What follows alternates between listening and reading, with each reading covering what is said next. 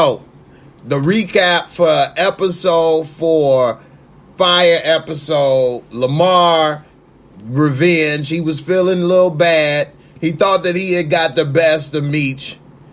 And Meech still alive, strutting like a peacock.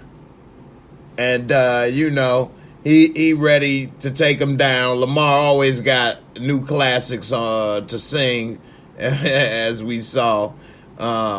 But he wasn't feeling himself. He was feeling a little off. He wasn't able to do his normal beast mode things that he normally does. And it wasn't until his little perverted cousin told him, hey, you the beast. Do what you do.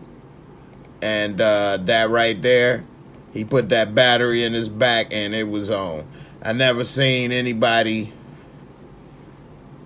empty out a bag on somebody like that. That right there, they took it to a whole nother level, literally. So, all right, now I got this working a little better. Let me see, can I put this up here? Now I'm happy. Got it working. All right, so y'all can see my little Wakanda. Lala was more than great this episode. She was amazing. And now I see why they are in a relationship.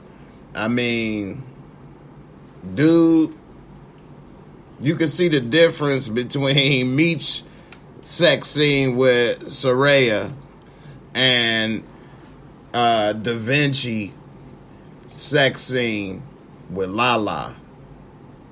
Hey, that was some Monsters Ball, real life looking stuff right there, okay?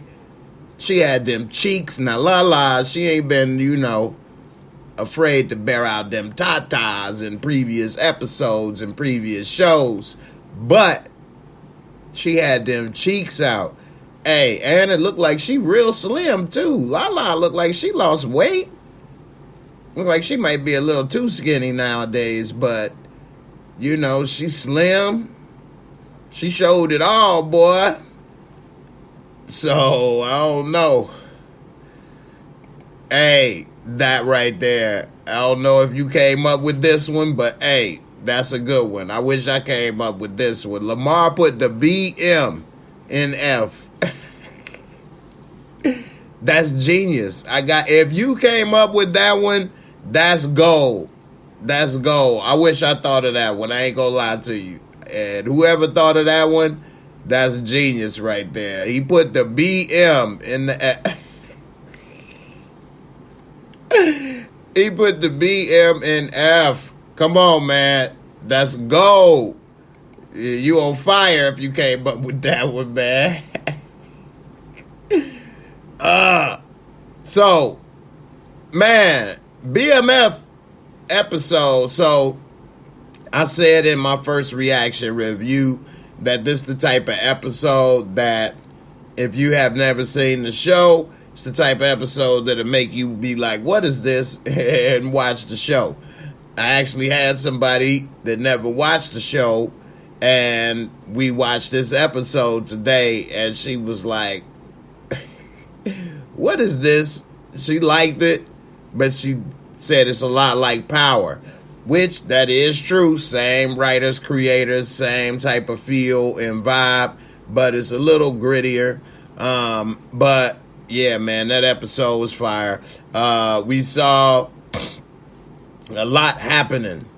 Like Lucille, when she shut down the damn service, that right there was gold right there. I mean, she was wrong for that, for calling everybody out in that public way. But at the end of the day, she was right. Y'all don't even want my damn baby to breathe. As if y'all doo-doo don't stink. As if y'all ain't got no burp in the bag. Like y'all bags don't burp. So, I just think that, she was right in that sense. But, you know, she was frustrated. I'm trying to get this stuff pulled up, so it's a little different now because I still don't have everything set up how I exactly want it. So I got to turn to the side instead of how I normally do it, where I can still set it up and face it forward. But nevertheless, Pastor Snoop, he was trying to get on with the sermon, but Lucille, she definitely ended all of that when she got up. And when she was doing that, I don't know if y'all peeped, but I think Charles was embarrassed. And Charlie was embarrassed of her and her support for Meech and them. And he even told the old girl, hell, if he wasn't my kids, I'd left too. And so when she came and said, I'm ready to go, he gave her the keys, I think, because he didn't want to ride with her. I think he was embarrassed and he didn't want to ride with her. And so she took the keys and left. And then after she thought about it and realized it, that's when she came back and said, Charlie, you need to ride in this car too. It might be some pie and dessert at the end of the trip. So he got options for sure. And, you know, it definitely seems like she and her confusion is adding to their problems in the relationship. He don't even want to be bothered with her and her drama. She upset. She unsatisfied. She happy. She's sad. And it's probably wearing him out, which is why he wanted to get that other ride, baby. Let's get that new ride. So I give it to you, Eric Iverson. It does feel like the ninth episode. It did have a little bit of finale type feel to it, because I guess maybe they do ride off in the sunset, so to speak, at the end of this episode. And so, you know, it does kind of feel like a last episode type of thing. But overall, you know, it's got a lot coming, because we see it's more like a transition, because now they'll be in Atlanta and we'll finally see what Monique gonna be bringing to the table. She gonna be a little Southern Belle hustler. So we'll see how it all work out with Monique. She a damn good actress though, so I'm sure she'll bring it. But I think this might have been one of the nails in the coffin for the relationship between Charlie and Lucille. I don't know what you all think. How many of you all think that she was out of line when she got up in church and started calling everybody out when your husband was spending money on them hoes, when you was drunk driving and they was sucking that stick? So she was wrong in a sense, because they wasn't necessarily calling them out publicly, and they got the right to leave, but that hurt, because she, you know, a mother love her babies. And like she say, y'all saying my babies don't even got the right to live. Now she tries to blame their situation by saying they didn't come from a broken home, they came from a broken city. But the truth is, they literally came from a broke ass home. If they wasn't so damn broke, maybe they wouldn't have felt the need to do what they did. You had them sharing milk. So it was a broke ass home is what it was. Y'all may have been together and it wasn't broken as in single parents, but it was no difference. Y'all had nothing. You could barely provide for them. And that motivated them to want to go out and get money to get what they wanted. So I don't know. I wouldn't blame the city on this one. I'm not going to exactly say it's Lucille and Charlie fault that they became drug dealers, but they provided the motivation for them to want more very fast because they had nothing immediately. So, you know, that kind of put that battery in their back. Relax and chill TV. You say Lamar love them big though. You ain't lying, boy. But one thing that was kind of sad is big girl ain't give him no love back. She talking about come back when you fully healed. Girl, why don't you put a little CPR on my thingy thing? Put a little CPR on it. It'll come back. You know what they say. You blow a few, how many breaths you need to blow? Then you squeeze it a few times. Compressions. It'll be back to life in no time. Just the way you like it. Try to get it over. But yeah, she left him hanging, dang-a-langin'. Meech, he ain't dry. You see Terry ain't dry. Lamar, he only got a little chocolate sauce to lubricate his wheels. So, you know, that was sad. The way they were talking, it made it seem like that was the same big girl from the bathroom. And then she even said we normally meet at the bathroom or whatever. But she looked a little different. And I thought that he paid that girl in the bathroom. So it don't seem like she the working type girl. She seemed like she got a job. She a nurse. So I don't know. You all let me know if that was her. I see Juan Marley said it was her. Y'all let me know. But I thought it was her at first. But then when she started talking and saying all that stuff, I thought maybe it's not. And I haven't went back to look at the pictures and do the research and examine. Let's go to the videotape. So I ain't did that yet. She did say we usually meet in the bathroom. She did say that. That's why I was a little confused, because I could have swore he paid old girl. He had to borrow money to smash old girl or something in the bathroom. So what, she charged for dangalangs and things on the side? I got a, a la carte menu for dangalangs and things. Come on through.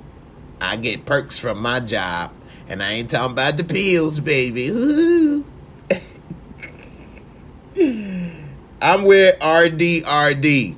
The other girl looked a little darker to me as well.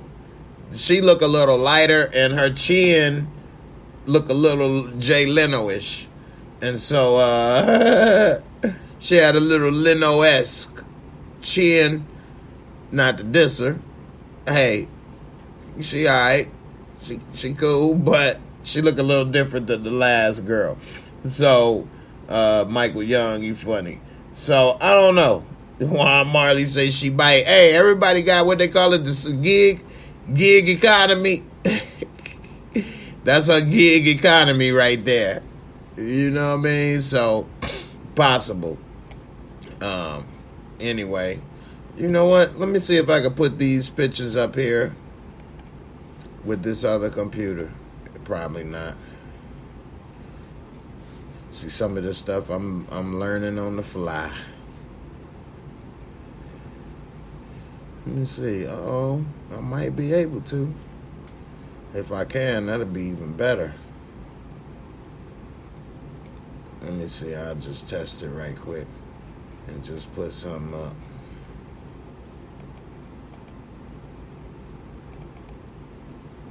Hold on. Let's see.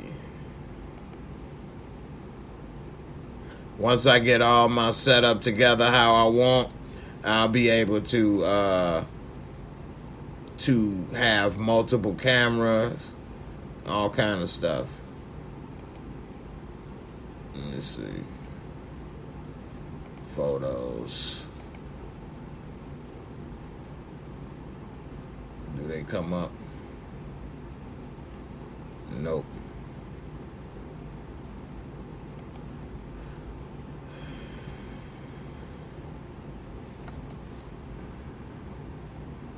Alright. Well, it was just something to try while I was thinking about it. Body. Body, body. Body, body, body, body, body, body. Alright, speaking of body, even though she wasn't about it with Lamar and left the man hanging, I thought he was going to actually might put some hands on her, but he didn't. And the reason why I thought that is because I was one of the people that said that even though he was a little crazy, deranged, I didn't think he was actually going to put his hands on Cash Doll, and I was wrong. So with that being said, and shout out to my girl Miss Crafty, who was saying all along that he would, and I was saying no. So I was wrong. So now I won't put it past him. So I thought when she wasn't about to, tickle the pickle, oh snap, them draws of mine. I thought he was about to break off big draws, and I thought he was going to rub that little nub on it or something. But he didn't do that. He left. His feelings was hurt. And it took his cousin to put the battery back in his back. Now, one thing about movies and TV that I like nowadays, and it's also helped me kind of revive my acting career, is that it's all about inclusivity. And they're trying to bring awareness to stuff. Now, some people could say certain agendas or things that they want to include may offend or bother or whatever. To each his own. But one thing they trying to do is put more people with health conditions on screen. All right.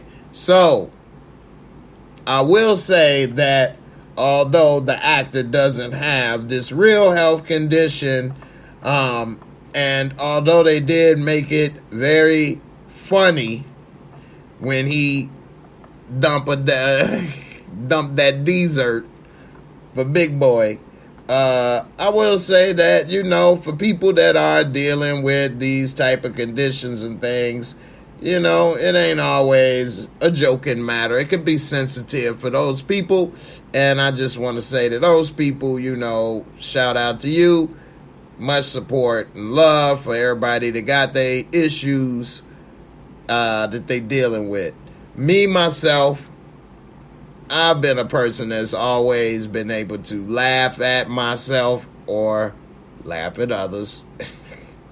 So, but I've realized everybody's not able to, be that way. So if anybody, felt a little sensitive about this episode and, the bag and they making fun of it and other things, I feel for you. Shout out to you. But to those that may not have known too much about this, like myself, it is kind of interesting to see that, hey, they trying to do their thing as well, like everybody else. And, hey, don't piss them off or else they'll get real shitty. Anyway, I couldn't help it. Sorry. So, moving on, we see that Lamar that took out his old crew. He took out Big Boy and he took out the other dude that was running his old set, top of the crew. And so now maybe he starts to work back in Detroit and get his footing back. But to be honest, I think we may not see no more Lamar because they go into Atlanta. Unless they decide to make Lamar follow them to Atlanta, or Lamar takes out B. Mickey and all those other people and gets revenge. What do you all think? Do you all think Lamar will take out B. Mickey? That's a good one. I think that he will, because they have built up B. Mickey's character, and now with Meech and Terry gone to Atlanta, we should be following Meech and Terry and not following them anymore. So either once they get in Atlanta, they get straight, and then he reconnect with B. Mickey and they start moving stuff in the D through him, or we gonna see B. Mickey either get killed, Coach Cop try to lock him up, or shoot, I don't see no other option. He gonna either get killed, locked up, or he might end up working with Meech and them as they Detroit connect. So we'll see how it all ends up. But in the end, I don't see it ending too well for B. Mickey. Now, I know they can change up some things. The actual person that played B. Mickey did not die. So, with that being said, he may not die. And he may just do a little time. So, we'll see. One thing that I thought was kind of strange to me is that Coach Cop was sitting there with the camera outside of Terry's shop, and him and Gin and Juice, they were sitting there watching B. Mickey go in. Now we later see B. Mickey go get 5 bricks from Terry in the suitcase. Now Coach Cop and Gin and Juice still sitting outside, but he just walks away. Why they didn't pull him over? That's one thing that I noticed in this episode. When I rewatched it, I was thinking, they sitting outside. They just took pictures of him go in. What they do? Leave? How he walk out with that suitcase of 5 bricks, and they just cut to another scene? How'd he get away? So I don't know, man. That was a little off to me, because he got them bricks and then he left. And then also, after rewatching it, they pulled over. I now believe, because I was watching, and the first reaction, I said, I don't see how she's going to get out of getting caught with the bricks, Denise. I now believe Denise is going to get away. They had no probable cause to search her car. They pulled her over because she was going too slow, talking about she could be holding up traffic. Wasn't no damn traffic. Then there was no drugs. She wasn't drunk. None of that. Now they searched the car and then find it. I think they're going to get that thrown out. I do. I think it was going to get thrown out, improper search and seizure, and Coach Cop blew it. He had a chance, and he jumped the gun and messed it up. And I do think that that's going to get thrown out now. Let me show you. Pull it up. But you can't pull her over for going too slow.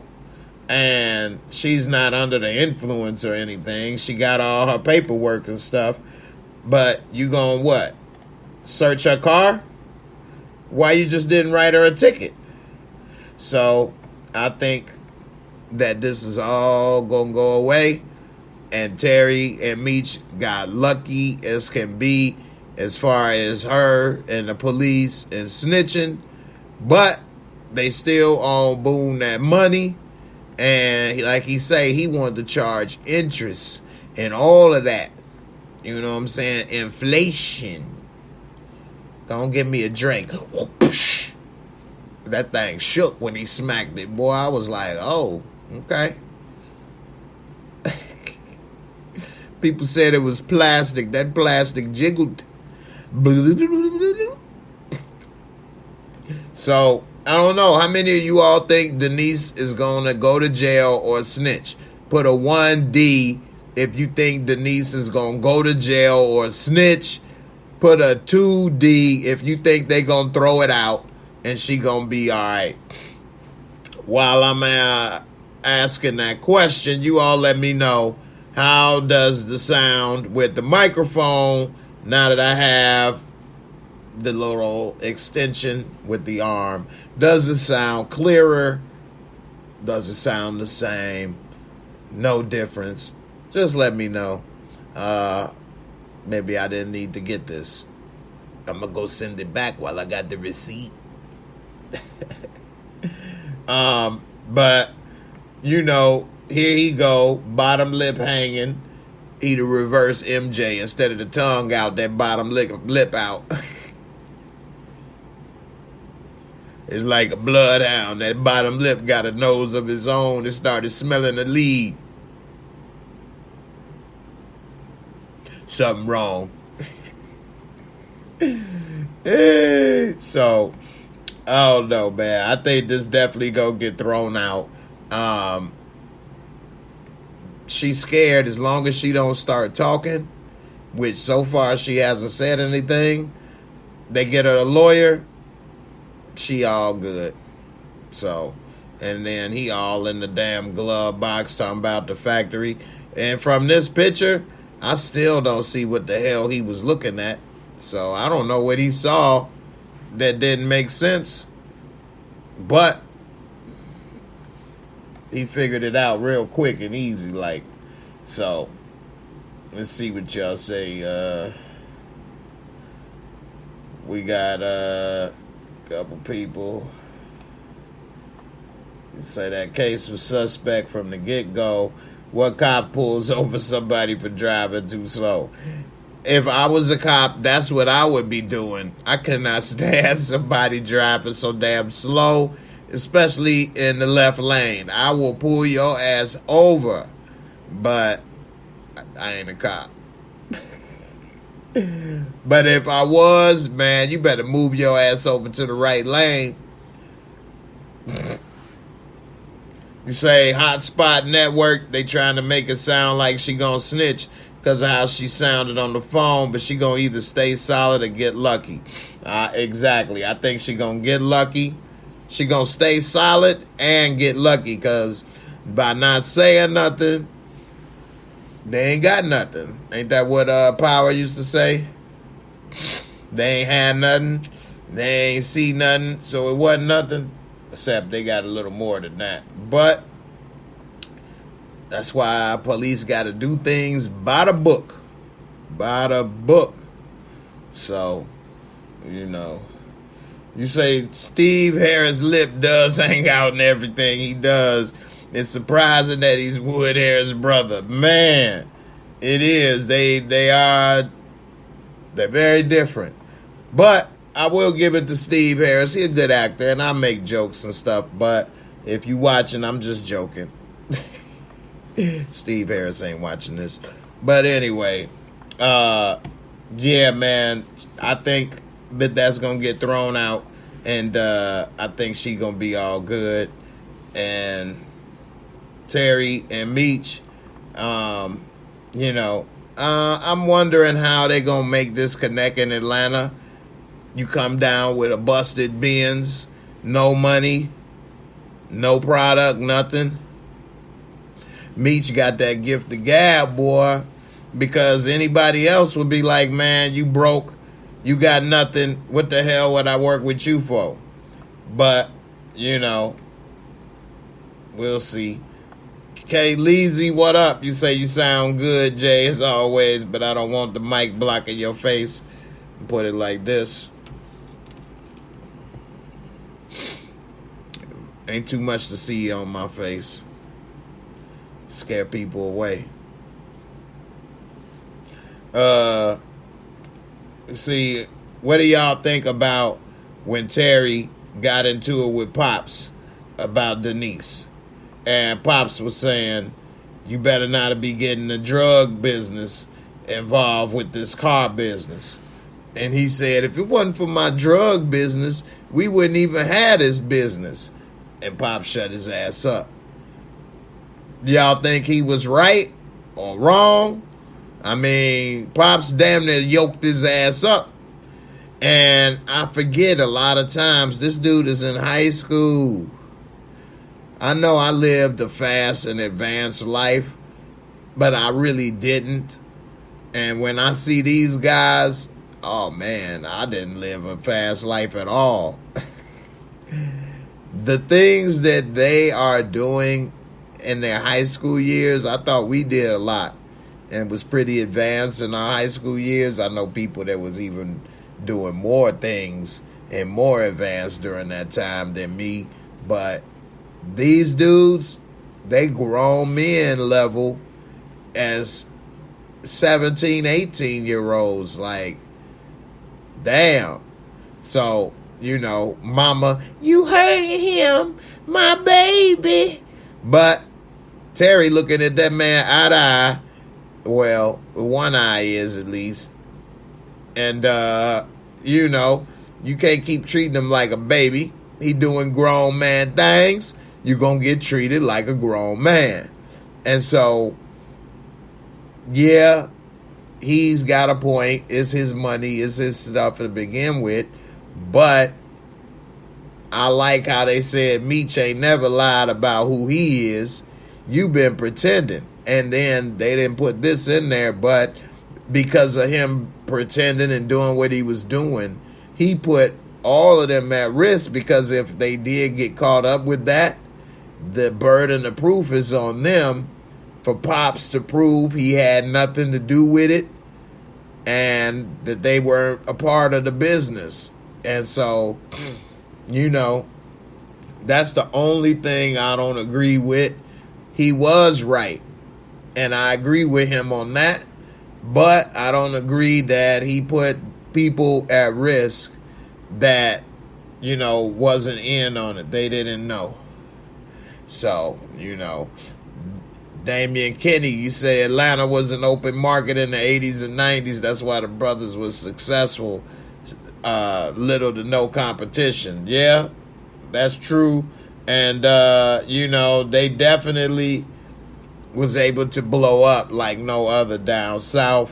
And Atlanta, man, in the 80s, late 80s and 90s, it was like no other, man.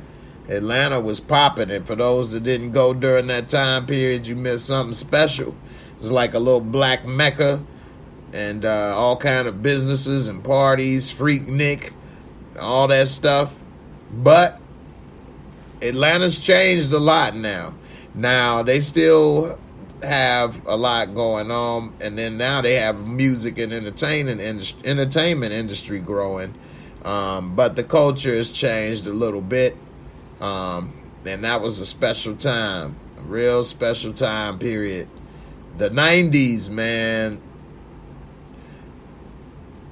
Man, I'm glad I was alive in the 90s. I wish I was a little older, but it's cool because that may not be a little older right now, and I'm trying to turn back the clock. But if anybody in the chat watching live or, you know, on the replay, if you was living in the 90s, you know, definitely give a shout out, say something about it. But the 90s was something special, man. But anyway, we see Terry after he made the mistake, because Meech told Terry to go and talk to what you call it, and instead he went and talked to Boom, Pat. He's supposed to go talk to Pat. He ain't go talk to Pat. He said Pat ain't never give him the time of day. He go talk with Boom. He make the mistakes. He thinking that he's making right moves. He makes these mistakes, and even me said, damn, man, you a dummy, man. We got to get out of here. We ain't got no money. You got the white girl busted. We ain't got no product. We got to bounce. And so Terry, realizing the heat is on, says, it's one place I gotta go first before I bounce. It's something I got to do. Now, Meech smashed before he left. Of course, they didn't talk about this, but it's just like, hey, they all had to get a little bit of goodbye nookie. And Meech's sex scene was very different than Terry's sex scene. We will say that. And so Terry had to go see Lala before he go. And so he went to go see Marquisha. He said, look, I got to see you before I go. He even had to get past security for that ass. He said, look, there she go. I need to see her. And she let him in. He bust through security, ready to fight for that love. He said, look, I was ready to go. I'm about to leave town. Boom, that work, it got messed up. Things ain't right. I'm out. And so he said, but I had to see you before I go. And that right there, that warmed her heart. Oh, he already told her, if I was with you, I'd treat you like a queen, not no servant. Which Boone does treat her like a servant. Go get this, go do that. Smack a little of that jello. That's what I thought. And Terry, he trying to see eye to eye real hard with her. And he in love. He sprung. She had to go ahead and give him a little something to think and remember her by. And boy, did she ever. Boy, did she ever. I mean, that looked real, real, real. And I'll tell you something on why I think this was real. So, when they're doing a sex scene, when they're filming it, there's people around. And a lot of times, you know, it's kind of hard to really get into the scene because you got the cameraman and stuff. They'll have a closed set, which means that it's only the people that's working that day and nobody can show up and all that stuff. And they try to get it as intimate as possible so that it can come out real. It's kind of hard to make it intimate and real when you got a bunch of people standing around watching you and with cameras and all of that. But that's how they have to get the close-ups. Now, with this, I will show you something. When they were doing part of the scene, because, of course, like most things, they do multiple takes. So, as you see, they had the close-up scene right here. And while they was doing the close-up, okay, that looked like a typical, you know, kissing, rubbing, touching stuff. Okay.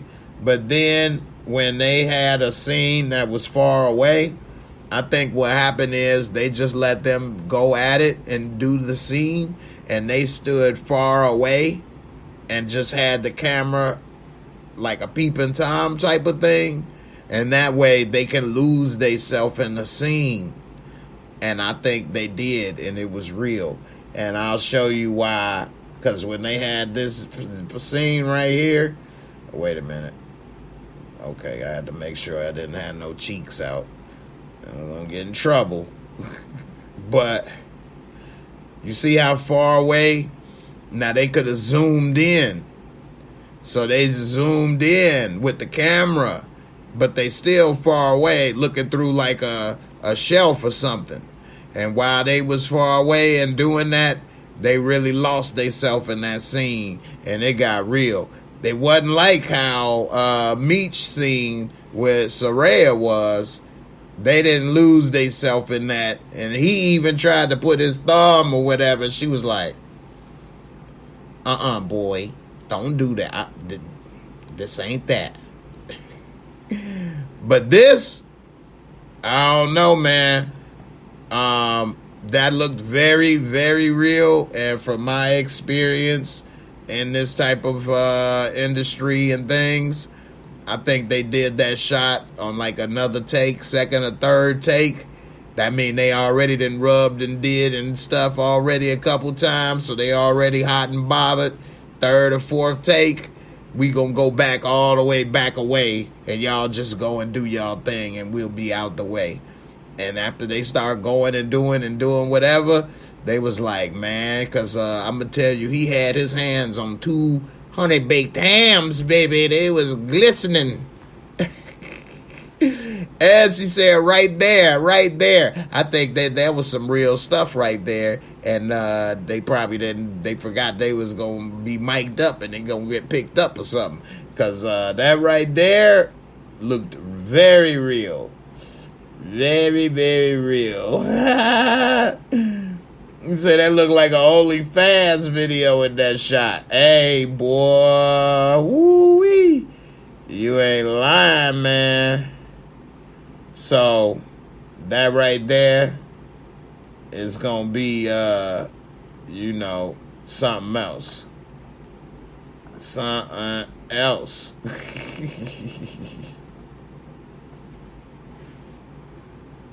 So, I see why now they in a relationship.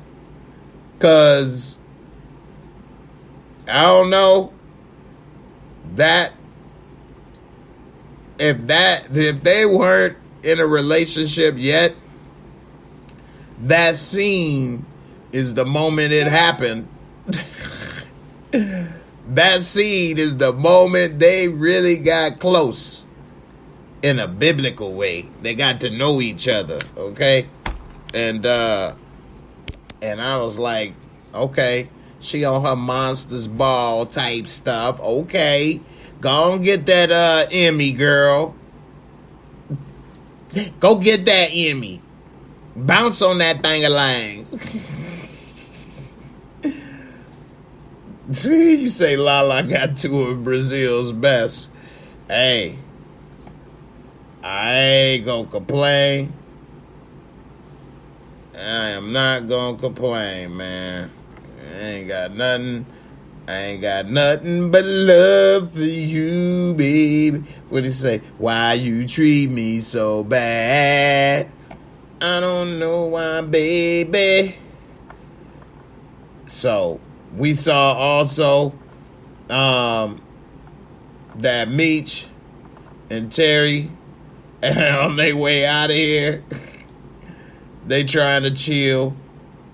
Well, Terry trying to chill, talking about we got this long drive ahead. Meech, he trying to, listen to some gangster-isms.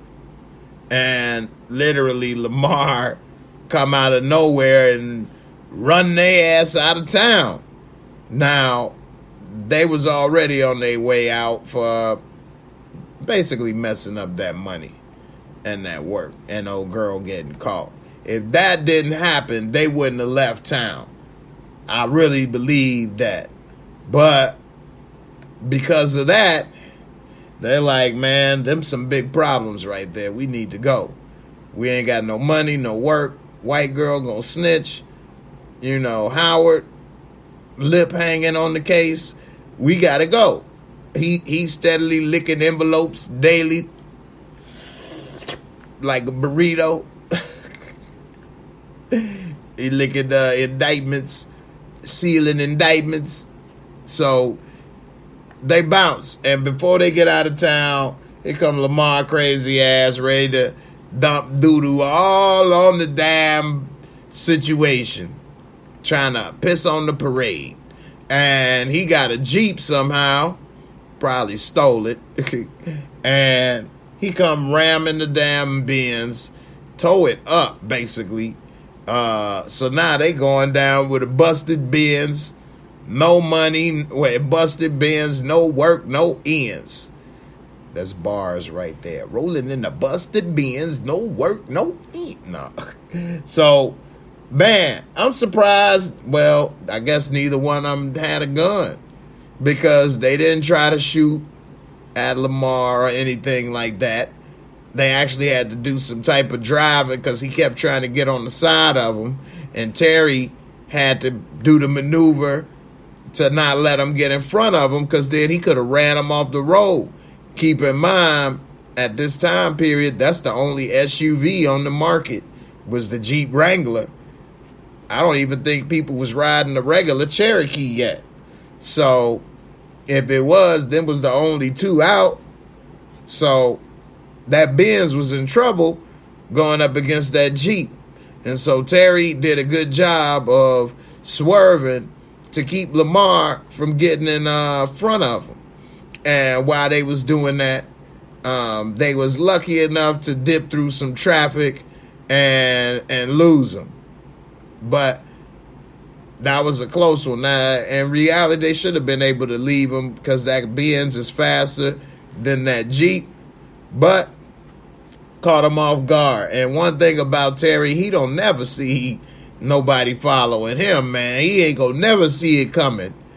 He only got one eye, I guess, so he can't never see it coming.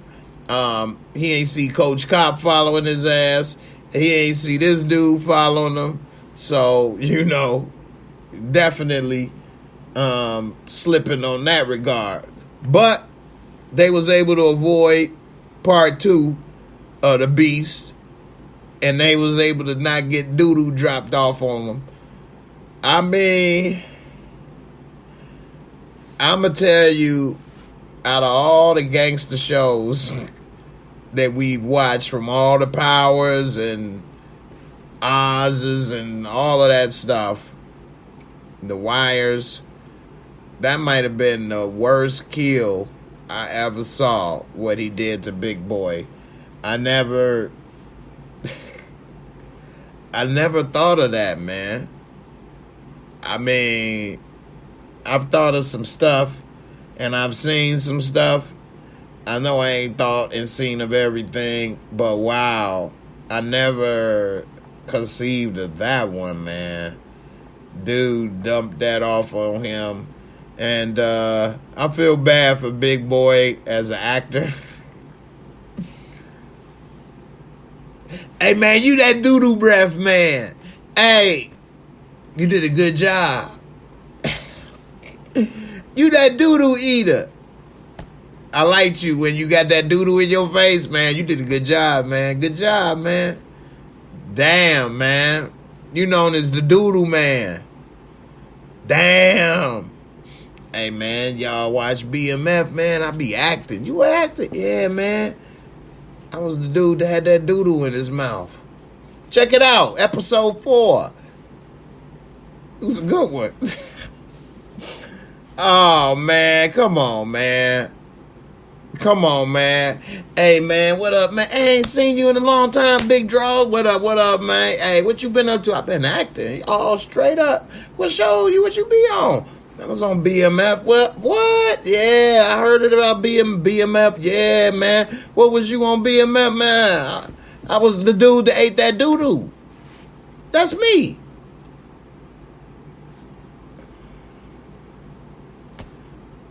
Good luck with that.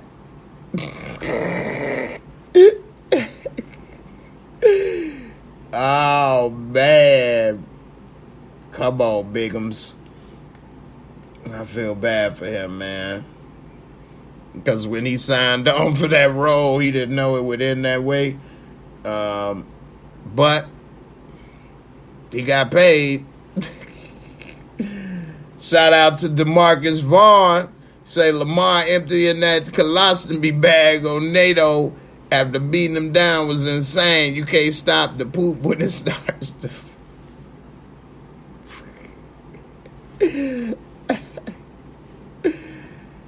You can't stop the rain.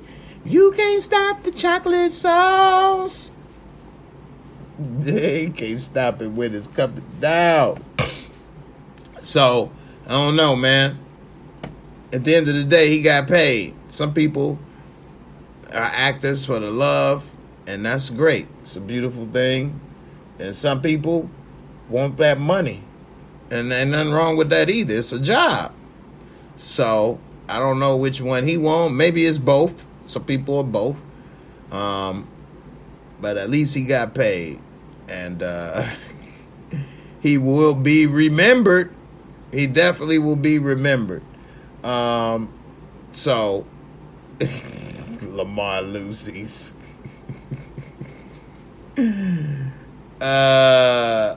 Oh my goodness. Hotspot Network say, yes, I was disturbed in that moment, even though it was supposed to be a next level type scene. Man, it was one of the few scenes that I saw. I was like, oh, it actually made me actually say that and do that. When I saw that, oh, snap. Oh, that was my reaction when I was seeing that. When I was just like, what? Okay. What? Come on, man. That right there was one of the things I ain't never seen. My lady, Miss Jocelyn. How about them Cowboys, Miss Jocelyn? How about them Cowboys? I'm sorry. Sorry for your loss. Sorry for your loss. I still love you. Hope you had a happy birthday. Cowboys didn't help much, but I'm going to have to come back and start doing sports again. Playoffs. It's the football playoffs. NFL. It's winding down. My Super Bowl predictions. Y'all going to hear it. I'm telling y'all that the Eagles are not going into the Super Bowl. They're too young, inexperienced. They're not ready.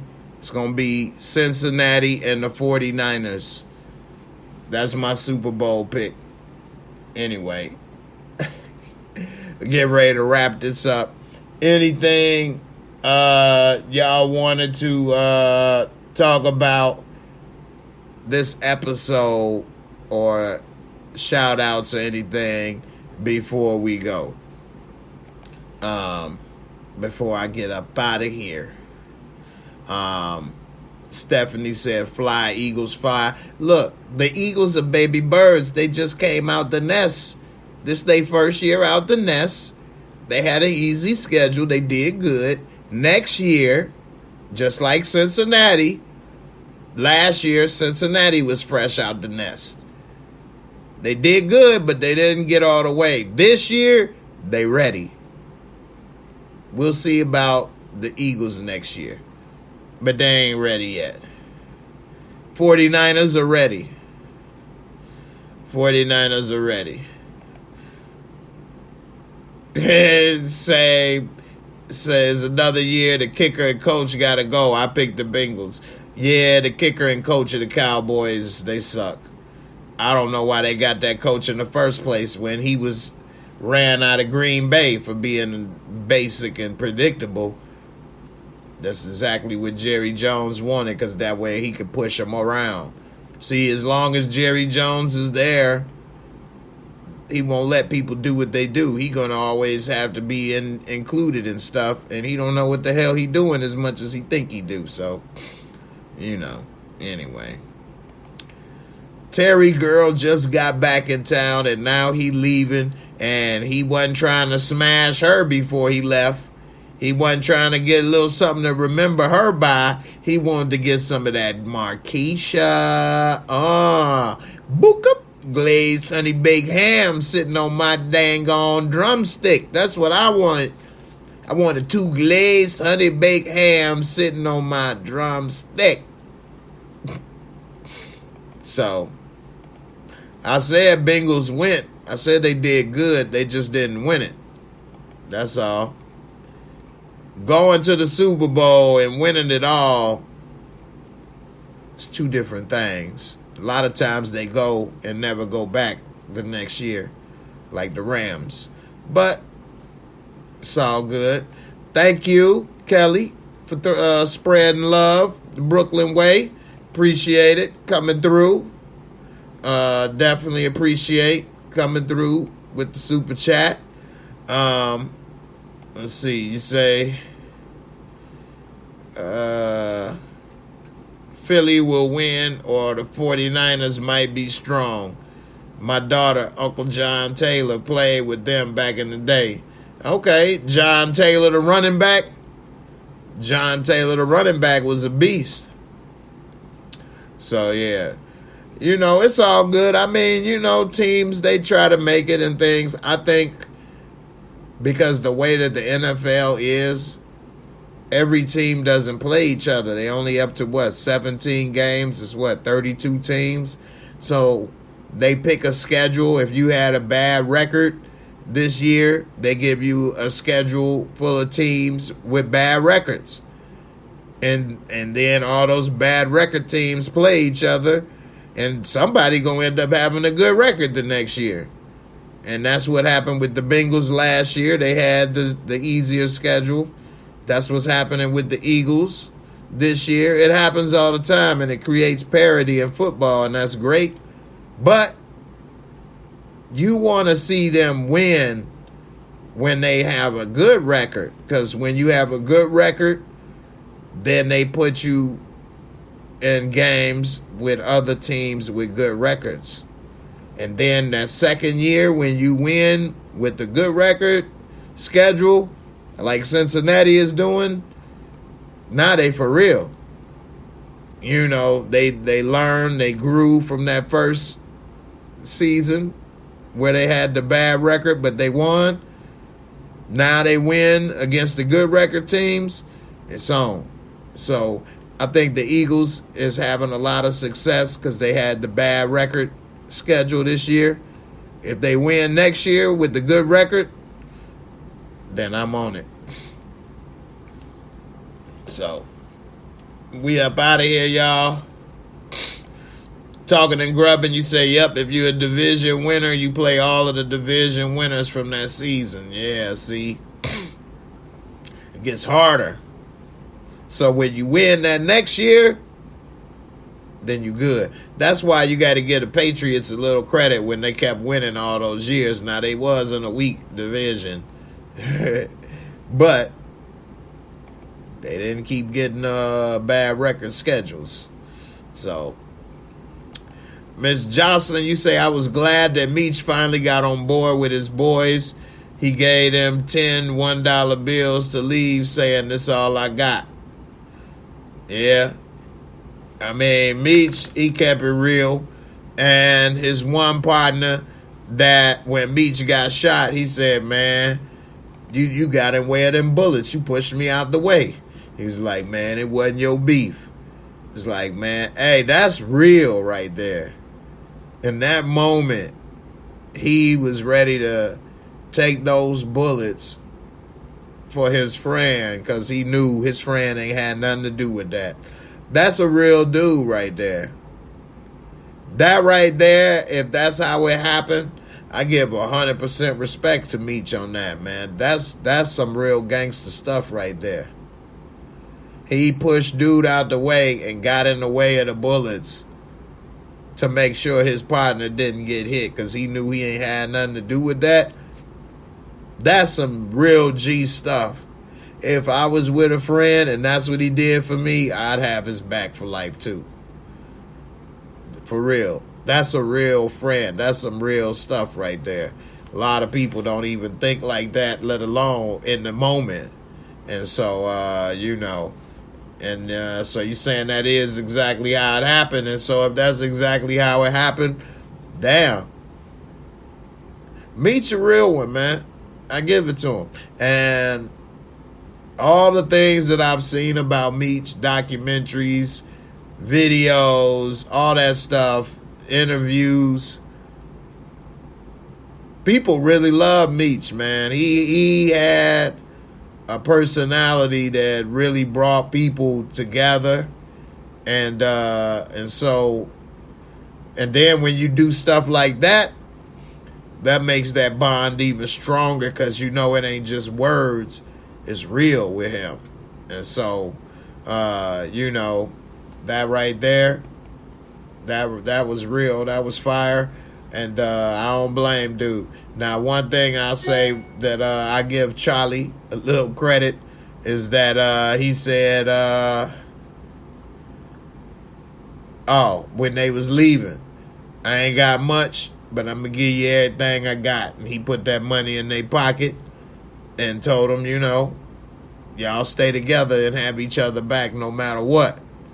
So you know, even though he don't approve of what they got going on and the life they living, and he been giving them hell to do things differently, that's still your boys, and he still put that money in their pocket and told them, man, be careful, have each other back. That had to be tough. You got to see your kids on the run, something like that. Don't know when you see them again, what's happening. They just still teenagers. That is just so hard to realize for me. I think because neither one of the actors are teenagers, so I keep forgetting that part. It helps. They're not teenagers, but you know, they probably couldn't have gotten two teens. Plus, they got to go through different years of their life and stuff. So, but man, they so young, man. So, anyway, we'll see how it goes in with the future. Okay, you say John Taylor played wide receiver. Yeah, he caught that pass in the end zone. That's the one he caught with Joe Montana rolled to the right and threw it between. I thought John Taylor played running back, though. I must be thinking of somebody else. But, okay, that's what's up. So that was John Taylor that caught that pass in the end zone, in the back of the end zone. That's one of them famous highlight plays in NFL films. Okay, Samara said he gave him tease money. I guess that's technically, I guess you're right. He gave him his money back. But he said that's all he got. All I got is all that I took from you. And now I'm going to give it back. Have a good one. That's funny. So I talked about this earlier. I think that they're not going to kill off B. Mickey just yet. The real person that they based this character off of is not dead. So I think that while Meech and them, once they get stuff straightened out in Atlanta, they'll probably hit him up and contact him to maybe run stuff in Detroit or bring him down to Atlanta. So I don't think that he'll be dead or go to jail, though, just yet. Stephanie, I agree. I think it was tough for him, but I do think he glad they gone, because he knows that they were selling drugs and people were getting shot, and it's a lot of bad to go with the drugs and the crack era. And so, you know, he definitely was upset that they were doing that. And he was happy to see him go. I mean, we saw what he said in the church. Hell, he might have left too if it wasn't his damn boys, his own boys. So it is what it is, like he said. So one of the favorite scenes of this episode before I go is when he was in there talking with Lamar in jail, not the jail, police station, and the Batman versus the Joker. And he said, yeah, well, your burnt ass still gonna end up losing, because the Batman's still the hero. Batman still gonna come out on top. Your burnt ass always trying to do something, ain't gonna work. Yeah, but the Joker and the Batman, they just end up never getting the best of each other, just sharpening each other's skills. He want to make sure the Batman knows that these are the last eyes he sees before he turn out that light. Boop. So, Roger Craig, man, legendary. Batman still the hero, still coming out on top. What your burnt ass trying to do ain't gonna matter. I ain't afraid of him. That's funny though. They said y'all both shot each other. First one to talk gets the deal. and neither one of them had nothing to say. That was real right there, like he said. I told you he ain't gonna talk. I told you he ain't gonna snitch. Let me get them keys. Put it right here. Put the key right here. Boop. Put the key right here. That's my little keychain, my wallet. Boop.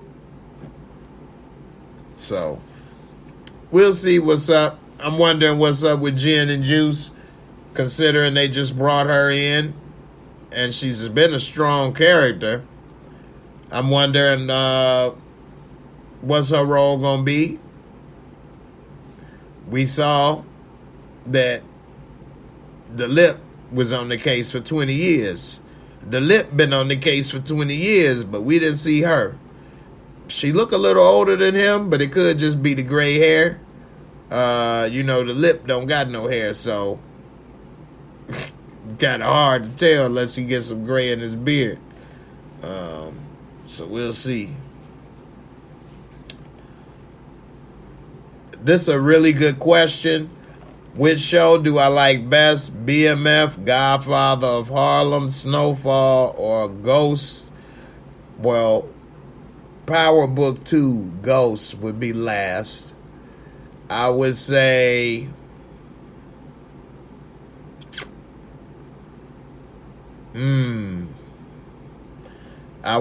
maybe Snowfall would be there. So if I put it in order, BMF would be first.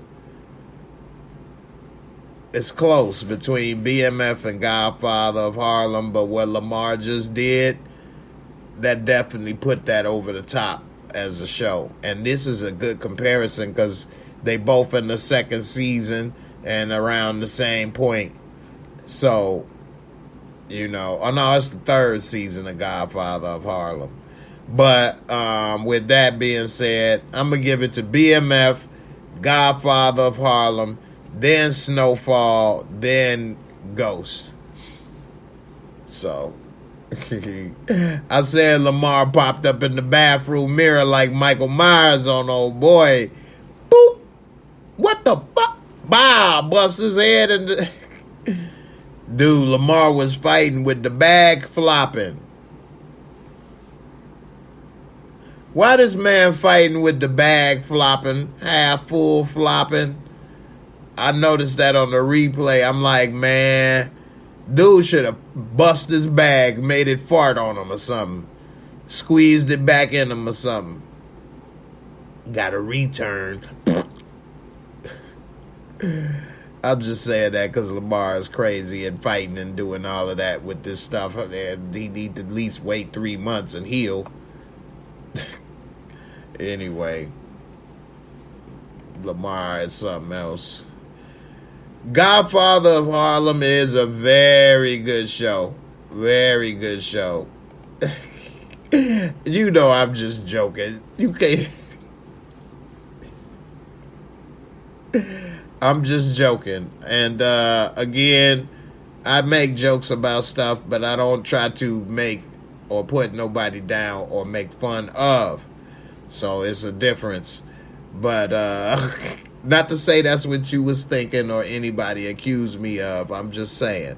But yeah, it don't work that way. Thank God. You know how many people would be having a problem if they can go back in? That would be horrible. I don't know why I'm laughing, but it would be horrible. If somebody could just squeeze it back in you, that would be something. But I was telling people about that Lamar versus K9. I didn't think it might go down the way everybody was saying. And now I see I might be right.